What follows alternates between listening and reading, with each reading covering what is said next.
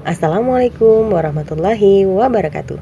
Kami dari kelompok 3 ingin mempresentasikan salah satu materi dalam mata kuliah Belajar dan Pembelajaran dengan dosen pengampu Ibu Wahyu Eka Prasetyaning Tias, MPD. Sebelum memasuki pembahasan, izinkan kami untuk memperkenalkan diri. Yang pertama ada Muhammad Afrizal dengan NPM 2021015000141.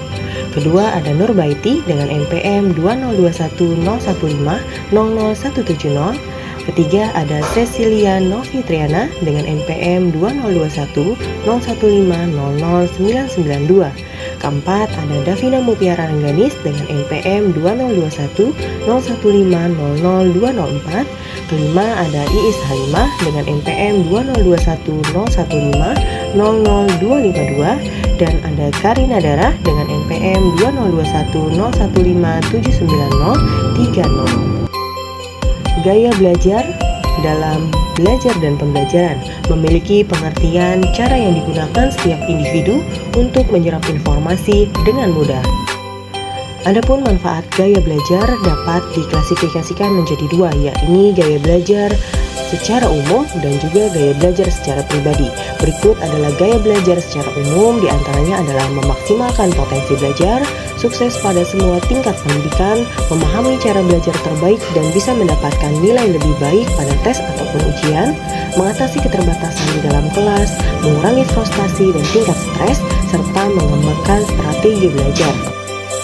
Sedangkan secara pribadi, keuntungan yang didapat bisa berupa meningkatkan rasa percaya diri dan harga diri, mempelajari cara terbaik menggunakan otak yang dimiliki oleh setiap individu, mendapatkan wawasan, kekuatan, serta kelemahan diri kita sendiri, mempelajari bagaimana menikmati belajar dengan lebih dalam, mengembangkan motivasi untuk belajar, mempelajari bagaimana memaksimalkan kemampuan serta keterampilan alami yang kita miliki, unggul dalam kompetensi atau persaingan, mengelola tim dengan cara yang lebih efektif, meningkatkan keterampilan diri, dan meningkatkan produktivitas diri. Macam-macam gaya belajar terdiri dari gaya belajar visual yang memiliki pengertian bahwa pembelajar visual cenderung fokus pada penglihatan. Belajar dengan gaya belajar visual menggunakan indera mata dalam mengamati, menggambar, mendemonstrasikan, serta membaca media. Adapun ciri-ciri dari gaya belajar visual adalah mudah mengingat dari melihat daripada sesuatu yang didengar, lebih suka membaca sendiri daripada dibacakan, suka menerima instruksi secara verbal, tidak mudah terdistraksi dengan keramaian, suka menggambar di atas kertas.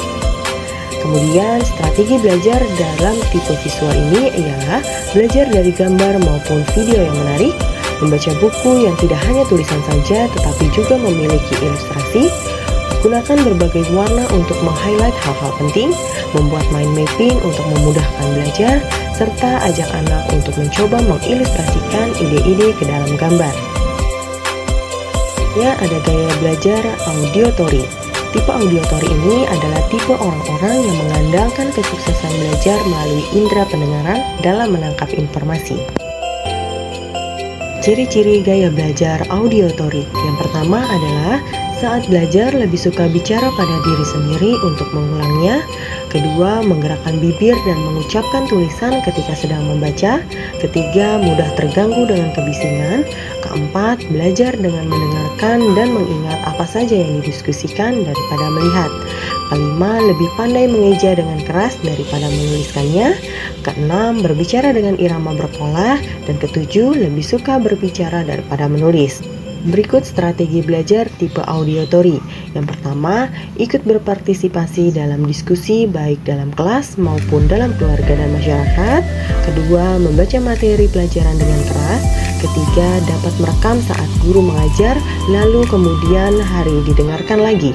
Keempat, apabila membaca buku atau menghafal materi, bisa diucapkan untuk lebih mudah mengingat. Kelima, belajar melalui podcast atau audiobook. Keenam, jelaskan kembali dengan kata-kata sendiri. Dan ketujuh, gunakan musik untuk mengajarkan anak dengan tipe auditory. Kemudian ada gaya belajar kinestik.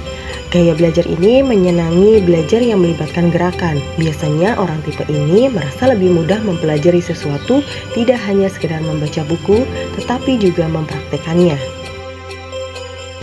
Dengan demikian, gaya belajar kinestik memiliki beberapa ciri-ciri.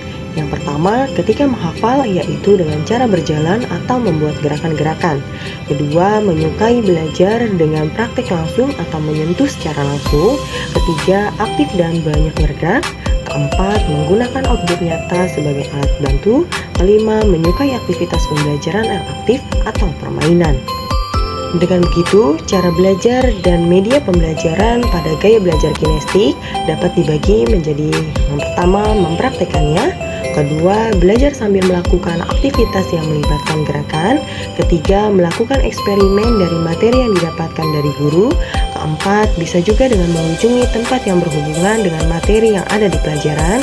Kelima, mengikuti ekstrakurikuler seperti KIR atau kelompok ilmiah remaja. Selanjutnya, gaya belajar verbal. Gaya belajar verbal ditandai dengan preferensi untuk menggunakan kata-kata, baik dalam membaca maupun menulis dalam memahami pelajaran. Ciri-ciri gaya belajar verbal. Yang pertama, memiliki ketertarikan dengan kata-kata dan cenderung belajar kata-kata baru dengan mudah. Kedua, biasanya memiliki kosakata yang kaya. Ketiga, cenderung berkembang dalam kegiatan membaca dan menulis. Keempat, cenderung menikmati permainan yang melibatkan permainan kata, seperti teka-teki Scrabble, Google, dan teka-teki silang. Kelima, sering berbakat belajar bahasa baru. Dan keenam, mungkin saja mengalami kesulitan mengeja atau memvisualisasikan informasi. Dari adanya beberapa ciri-ciri gaya belajar verbal tersebut, berikut adalah cara belajar dan media pembelajaran verbal. Yang pertama, memberikan proyek tertulis dan proyek presentasi. Kedua, memberikan bahan bacaan. Ketiga, pembelajar linguistik verbal menikmati bahasa dan cenderung menikmati permainan yang melibatkan permainan kata. Berikutnya ada gaya belajar logikal atau matematikal. Pernahkah mengamati seorang siswa yang cepat menyadari suatu bentuk pola atau melihat ketertarikan satu informasi dengan informasi lainnya? Ya, siswa seperti ini adalah siswa dengan gaya belajar matematikal. Mereka dapat memahami sesuatu dengan menyambungkan berbagai detail dan menyusunnya secara terorganisir, seperti bermain puzzle. Maka tenaga pengajar wajib memberikan pembelajaran yang bersifat problem solving skill, sistematis, dan tidak perlu mengandalkan hafalan untuk siswa dengan gaya belajar matematikal ini. Yang terakhir adalah gaya belajar sosial atau interpersonal. Siswa yang memiliki gaya belajar interpersonal memiliki kemampuan sosial yang baik, seperti mampu berkomunikasi dengan verbal maupun tulisan. Mereka merasa nyaman berkonsultasi atau berdiskusi bersama guru maupun teman sekelas. Maka dapat disimpulkan bahwa gaya belajar adalah cara yang digunakan setiap individu untuk menyerap informasi dengan mudah, yang terdiri dari 6 gaya belajar, yakni gaya belajar visual, gaya belajar auditory, gaya belajar kinestik, gaya belajar verbal, gaya belajar logikal, dan juga gaya belajar sosial.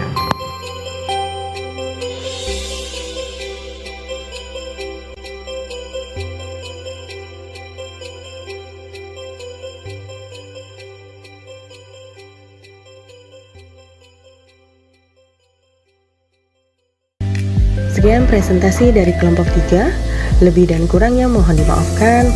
Kritik dan saran yang membangun sangat diharapkan.